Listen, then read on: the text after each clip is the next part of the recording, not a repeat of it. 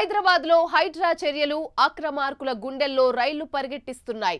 చెరువుల పరిరక్షణే ధ్యేయంగా హైడ్రా దూసుకుపోతుంది. అయితే ఇదే అదునుగా హైడ్రా భయాన్ని క్యాష్ చేసుకునేందుకు కొందరు ప్రయత్నిస్తున్నారు. హైడ్రా పేరుతో బ్లాక్ మెయిలింగ్లకు పాల్పడుతున్నారు. అలాంటి వారి విషయంలో హైడ్రా కమిషనర్ తనదైన స్టైల్లో చూపిస్తున్నారు. హైడ్రా అప్రమత్తతతో నిందితులు ఊచలు లెక్కిస్తున్నారు.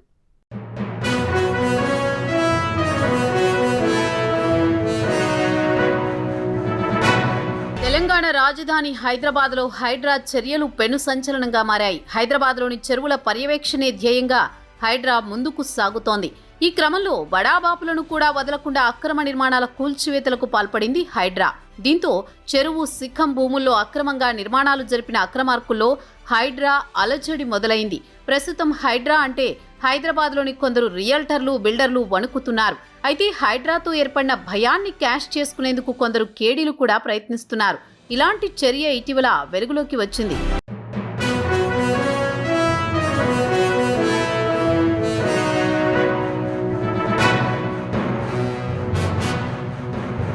హైడ్రాతో అక్రమార్కుల్లో మొదలైన అలజడిని క్యాష్ చేసుకునేందుకు ఓ వ్యక్తి ప్రయత్నించాడు.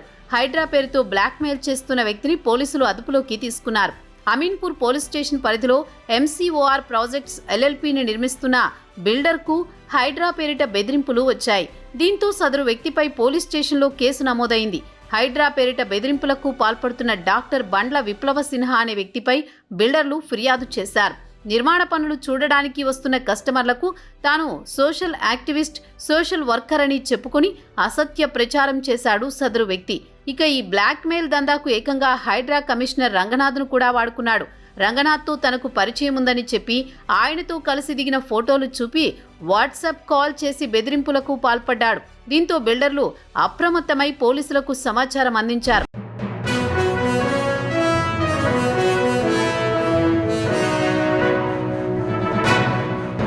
హైడ్రా పేరుతో బిల్డర్లను బ్లాక్ మెయిల్ చేసిన సిన్హా పిస్తా హౌస్ వద్ద కలుద్దామని బిల్డర్లను పిలిపించుకుని కమిషనర్ రంగనాథ్తో కలిసి దిగిన ఫోటోలు చూపిస్తూ బ్లాక్మెయిల్కు దిగినట్టు బిల్డర్లు తెలిపారు.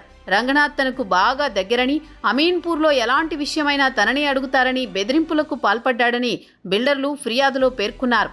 మీ నిర్మాణం జోలికి రావద్దనుకుంటే తనకు వెంటనే 20 లక్షల రూపాయలు ఇవ్వాలని డిమాండ్ చేసినట్లు బిల్డర్లు పేర్కొన్నారు. తన డిమాండ్ నెరవేర్చకుంటే హైడ్రాకు ఫిర్యాదు చేస్తానని, ప్రతిరోజు వార్తాపత్రికల్లో మీ నిర్మాణం గురించి తప్పుగా రాయిస్తానని బెదిరింపులకు పాల్పడినట్లు బిల్డర్లు ఫిర్యాదుతో తెలిపారు.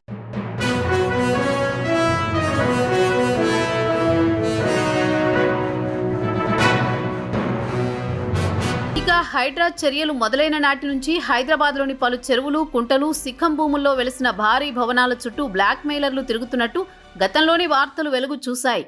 కేవలం బడాబాబులనే కాకుండా ఆయా కాలనీల్లోని సామాన్య, మధ్యతరగతి ప్రజలను కూడా బ్లాక్ మెయిలర్లు బెదిరిస్తూ తమ పబ్బం గడుపుకుంటున్నట్టు వార్తలు వెలుగులోకొచ్చాయి. తాజాగా వెలుగు చూసిన హైడ్రా బ్లాక్ మెయిల్ ఉదంతంపై హైడ్రా కమిషనర్ రంగనాథ్ స్పందించారు. హైడ్రా పేరుతో బెదిరింపులు, వసూళ్లకు పాల్పడితే కఠిన చర్యలు ఉంటాయని, జైలుకు పంపిస్తామని రంగనాథ్ సీరియస్ వార్నింగ్ ఇచ్చారు. సామాజిక కార్యకర్తల ముసుగుల్లో బిల్డర్లను బెదిరిస్తున్నట్లు తమ దృష్టికి వచ్చిందని రంగనాథ్ పేర్కొన్నారు. హైడ్రాలో ఉన్నతాధికారులతో పరిచయాలున్నట్టు బెదిరిస్తున్నారని, తమ విభాగాన్ని నీరుగార్చే దిశగా ప్రయత్నిస్తున్నారని అభిప్రాయపడ్డారు. హైడ్రా పేరుతో డబ్బులు డిమాండ్ చేసినా, భయభ్రాంతులకు గురి చేసినా బాధితులు వెంటనే స్థానిక పోలీస్ స్టేషన్, ఏసీబీకి ఫిర్యాదు చేయాలని రంగనాథ్ సూచించారు.